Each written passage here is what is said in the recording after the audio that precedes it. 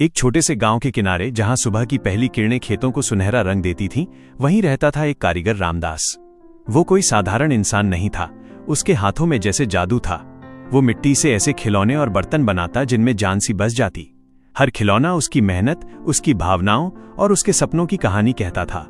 लेकिन समय हमेशा एक जैसा नहीं रहता। रामदास का हुनर तो अनमोल था, पर उसका बाजार छोटा था। गांव में लोग उसकी कला की तारीफ तो करते, लेकिन खरीदते कम थे। शहर जाकर बेचने पर भी उसे इतनी कमाई नहीं हो पाती कि घर का खर्च ठीक से चल सके। एक शाम जब सूरज ढल रहा था और आकाश में हल्की लालिमा फैल रही थी, उसकी पत्नी सीता ने धीरे से कहा, रामदास, तुम्हारा काम बहुत सुंदर है, इसमें कोई शक नहीं, लेकिन हमें अब कुछ स्थिर करना होगा। बच्चों की पढ़ाई, घर का खर्च, सिर्फ इस काम से नहीं चल पा रहा। रामदास ने चुपचाप उसकी बात सुनी। उसके हाथों में उस समय अधूरा बना एक मिट्टी का घोड़ा था। उसने उसे देखा और फिर धीरे से नीचे रख दिया। तुम ठीक कहती हो, उसने धीमी आवाज में कहा। शायद अब वक्त आ गया है कि मैं कुछ और करूं। अगले ही हफ्ते रामदास शहर चला गया। वहां उसे एक बड़ी फैक्ट्री में काम मिल गया। काम आसान नहीं था। दिन भर मशीनों के बीच खड़ा रहना, शोर, थकान। लेकिन महीने के अंत में मिलने वाली तनख्वाह पहले से कहीं ज्यादा थी। घर की हालत सुधरने लगी। बच्चों के चेहरे पर मुस्कान आने लगी। सीता भी अब संतुष्ट दिखती थी। लेकिन एक चीज बदल गई थी, रामदास की आंखों की चमक। वो अब भी रात को जब सब सो जाते तो चुपके से एक कोने में बैठ जाता। कभी कभी वो मिट्टी का छोटा सा टुकड़ा उठा लेता और बिना किसी उद्देश्य के उसे आकार देने लगता, जैसे वो अपने पुराने दिनों को छू रहा हो। एक दिन फैक्ट्री के मालिक अरुण मेहता ने अपने बेटे के जन्मदिन की पार्टी रखी। सभी कर्मचारियों को आमंत्रण मिला। रामदास सोच में पड़ गया, क्या ले जाऊं?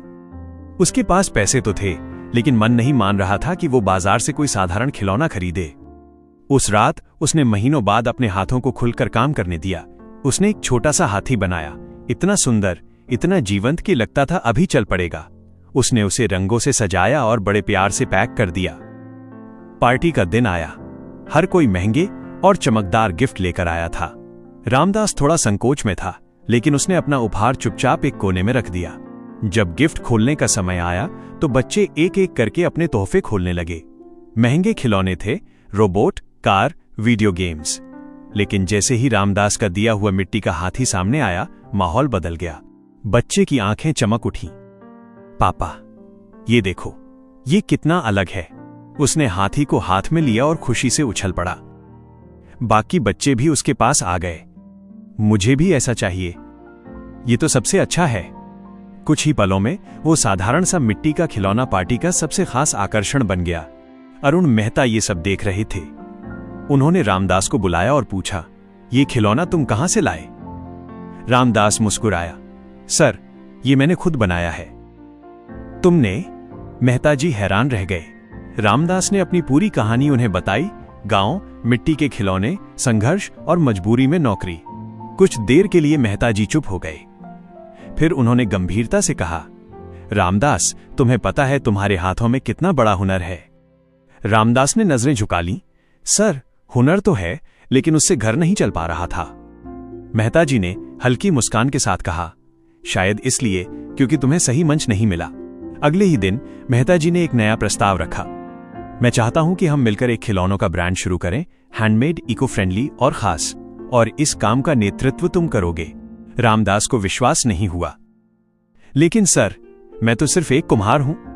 नहीं, मेहता जी ने कहा, तुम एक कलाकार हो। धीरे धीरे काम शुरू हुआ। रामदास ने अपनी पूरी लगन और प्रेम से खिलौने बनाना शुरू किया। इस बार वो अकेला नहीं था, उसके साथ संसाधन थे, एक मंच था और सबसे जरूरी उसकी कला की सही कद्र थी। कुछ ही महीनों में उनके बनाए खिलौने शहर के बड़े बड़े स्टोर्स में बिकने लगे। लोग उन खिलौनों को सिर्फ खरीदते नहीं थे, बल्कि उन्हें महसूस करते थे। हर खिलौने में एक कहानी होती थी, एक भाव, एक आत्मा। रामदास अब सिर्फ एक कर्मचारी नहीं रहा था, वो उस कंपनी का अहम हिस्सा बन चुका था। उसे अच्छा वेतन, सम्मान और एक नया घर भी मिला। एक दिन जब वो अपने नए घर की बालकनी में खड़ा था तो उसने दूर आसमान की ओर देखा। उसकी आंखों में अब फिर वही चमक थी जो कभी खो गई थी। सीता उसके पास आई और मुस्कुराकर बोली, देखा, तुम्हारा हुनर तुम्हें कहां से कहां ले आया? रामदास ने हल्की मुस्कान के साथ कहा, हां, लेकिन अगर तुम मुझे सच का आईना ना दिखाती तो शायद मैं ये कदम कभी नहीं उठा पाता। उस दिन रामदास ने एक बात समझी, हालात हमें रास्ता बदलने पर मजबूर कर सकते हैं, लेकिन हमारा असली रास्ता वही होता है जहां हमारा दिल बसता है।